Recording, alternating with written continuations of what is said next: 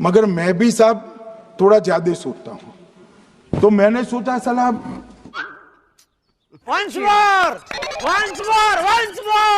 मगर मैं भी साहब थोड़ा ज्यादा सोचता हूं, तो मैंने सोचा सलाह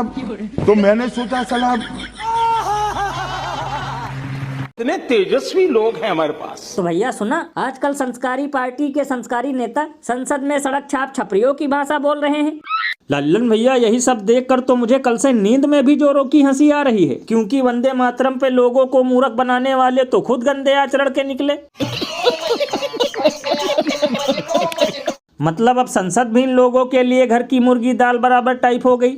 बताओ, पहले यहाँ रमेश बिधूड़ी जैसे छुटभैया नेता ही गाली गलौज करते थे, लेकिन अब तो बीजेपी के चाणक्य ही करने लगे। बताओ, ये सब सुनकर तो खुद चुनाव आयोग भी हंस रहा होगा, क्योंकि इससे अच्छी भाषा का इस्तेमाल तो चाय की टपरी और पान की दुकान चलाने वाले करते हैं। भैया इसीलिए तो लोग घनघोर बेइज्जती करते हुए ये कहते हैं कि जिनकी डिग्री से लेकर नियत तक हो जाली, वो तो बकेंगे ही सदन में खड़े होकर गाली। गजब बेइज्जती है। और भैया सबसे कमाल की बात तो ये है कि अमित शाह की इस मधुर वाणी को सुनकर वो गोदी मीडिया के दलाल एंकर और अंधभक्त गोबर खाकर सो गए हैं, जो विपक्षी नेताओं की ऐसी टिप्पणी पर मेढक की तरह उछलते थे। तो लल्लन भैया, इसमें हैरानी की क्या बात है? हो सकता है वास्तव में हो चुनाव आयोग बीजेपी का साला, इसीलिए इन्हें कोई फर्क नहीं पड़ने वाला। और अभी तो रुको, क्लाइमैक्स अभी बाकी है।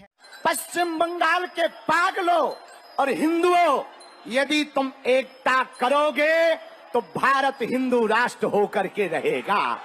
निर्णय करना होगा आप लोगों को, गजवाए हिंद चाहते हो या भगवाए हिंद चाहते हो।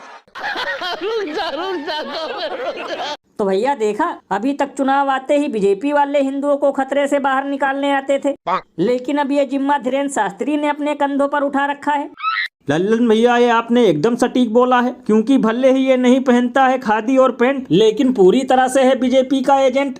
अरे बाप रे, ये तो धोती खोल रहा है। मतलब भैया, इतनी जल्दी तो चुनाव में गोदी मीडिया के चिरकुट एंकर भी हिंदू मुस्लिम नहीं करते, जितनी जल्दी ये ढोंगी करने पहुंच जाता है। यानी दिल्ली चुनाव में चापलूसी कर रहे थे, फिर बिहार चुनाव में हिंदुओं को जगा रहे थे, और अब बंगाल भी ठगने पहुंच गए।